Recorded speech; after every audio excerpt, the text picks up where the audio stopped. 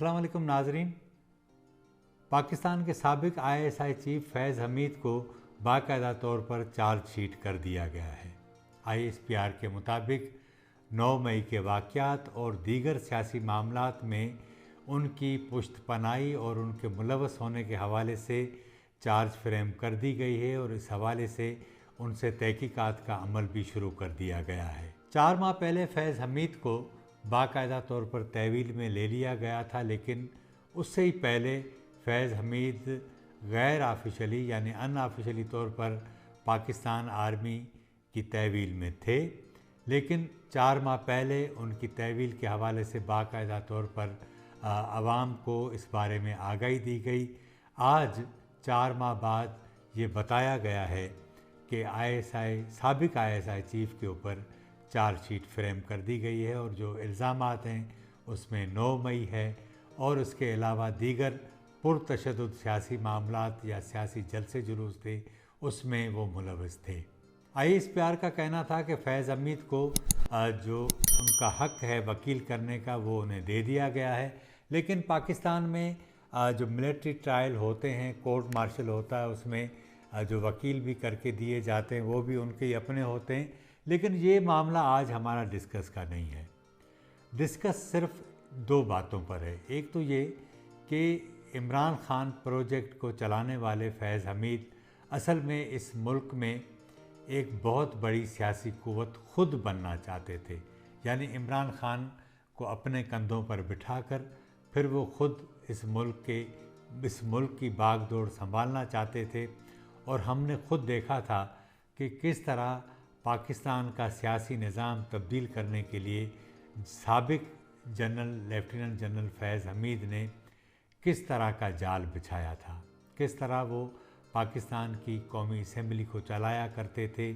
किस तरह वो सेनेट ऑफ पाकिस्तान को चलाया करते थे। इमरान खान के साथ उनके इतने गहरे मरासिम थे कि जब जनरल बाजवा ने उन्हें हटाने का फ़ैसला किया ISI चीफ के ओहदे से, तो इमरान खान ने इसकी शदीद मज़ाहमत की और हमने पहली बार इस तरह देखा कि इमरान खान के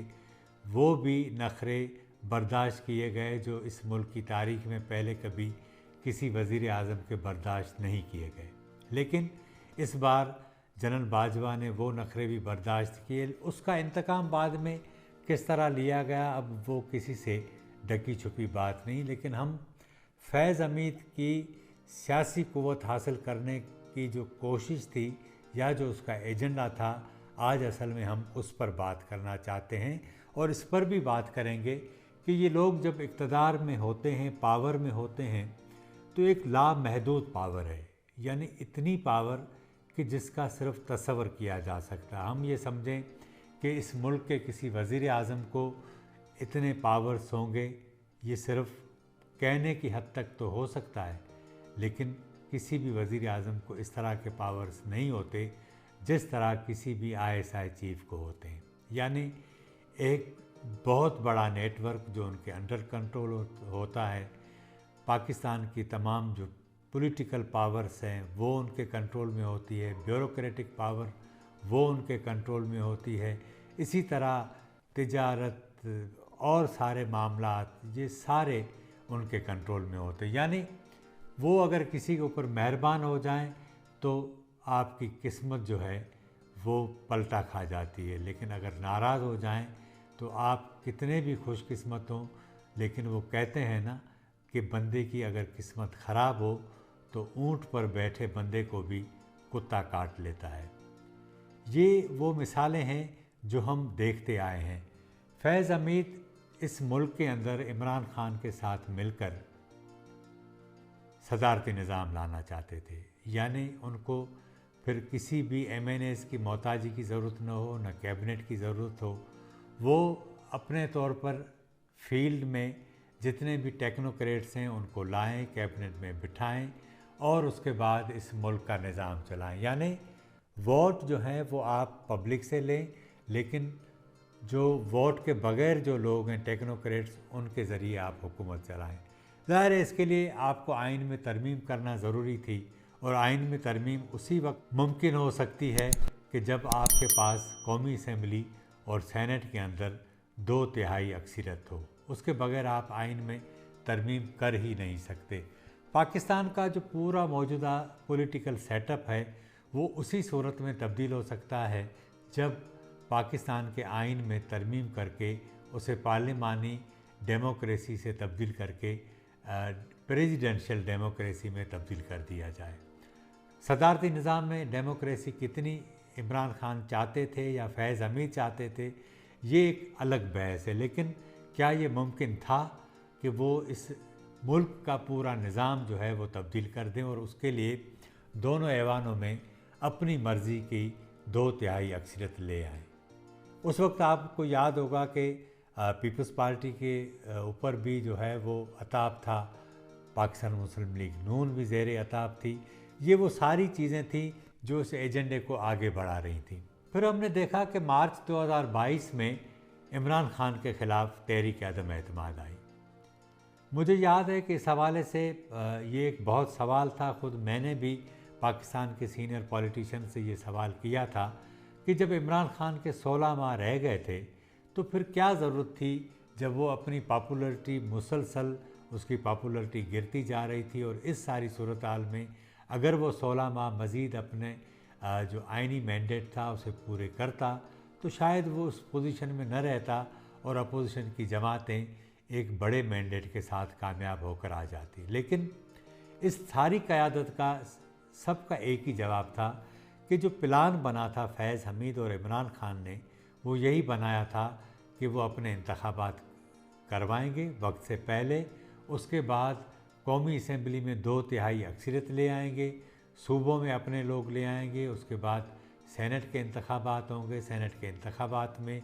2/3 अक्सरियत लेकर वो दोनों ऐवानों में अपनी मुकम्मल ताकत पैदा करके इस मुल्क का पार्लिमानी निज़ाम तब्दील करेंगे। इसीलिए ही उनका कहना ये था कि हमने ये फ़ैसला किया कि तहरीक अदम एतमाद को कामयाब किया जाए ताकि फैज़ हमीद और इमरान खान से जान छुड़ाई जा सके।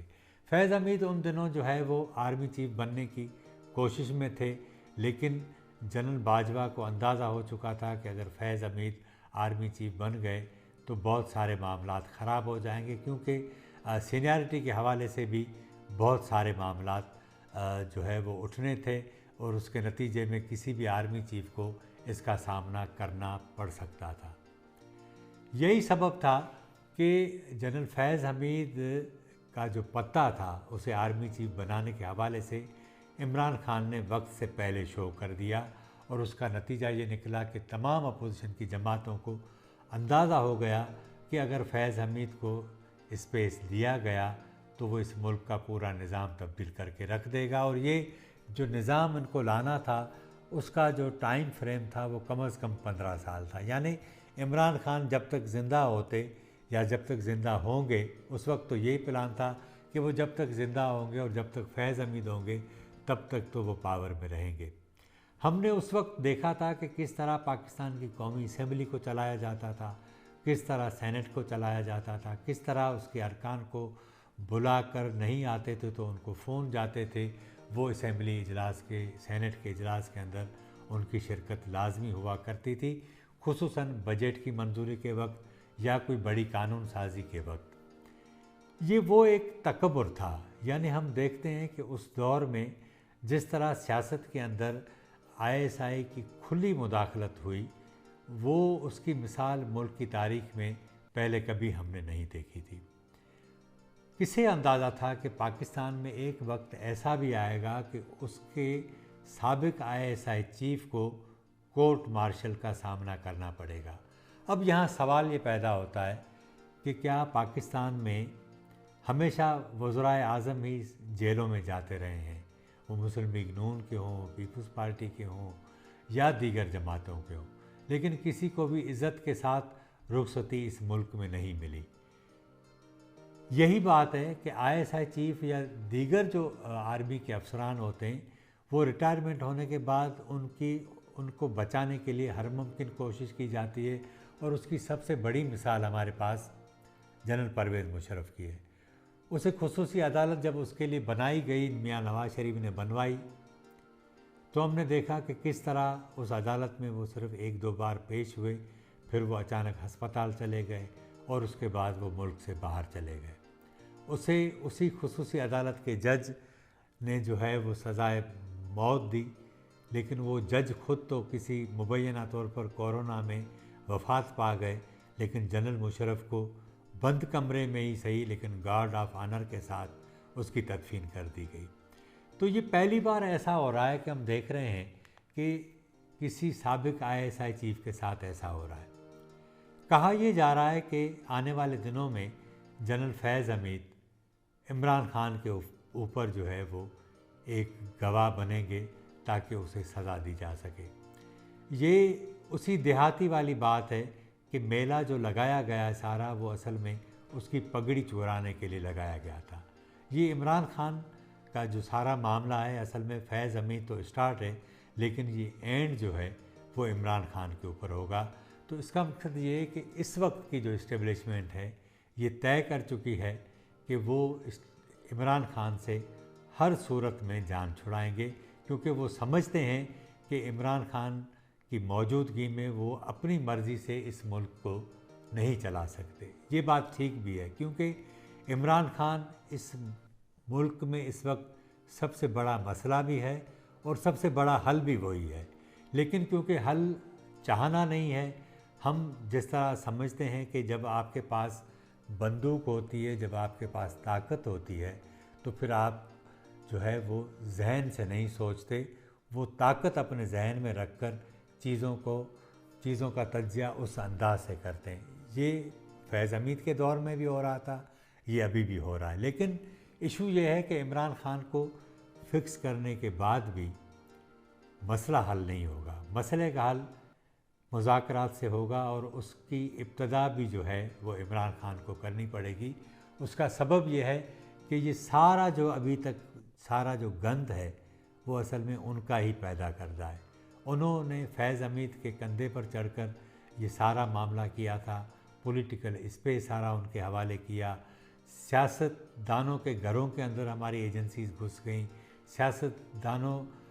کے جتنے راز تھے اس کے بنیاد پر انہیں بلیک میل کیا گیا، اور اسی طرح دیگر اسٹیک ہولڈرز جو ہیں ان کو بھی کیا گیا۔ اس میں نہ سپریم کورٹ بچی، نہ ہی اسلام آباد ہائی کورٹ بچی، نہ ہی دیگر ہائی کورٹس بچی۔ تو آج ہم جو دیکھ رہے ہیں وہ فیض حمید جو کابل میں طالبان کی فتح کے بعد وہاں کے کابل کی سیرینا ہوٹل میں کہہ رہا تھا کہ ڈونٹ وری، سب ٹھیک ہو جائے گا، لیکن اب بات یہ ہے کہ ڈونٹ وری والا دور گزر چکا، سب کچھ ٹھیک نہیں ہو رہا۔ آج کے پروگرام میں اتنا ہی۔ چینل کو سبسکرائب کریں،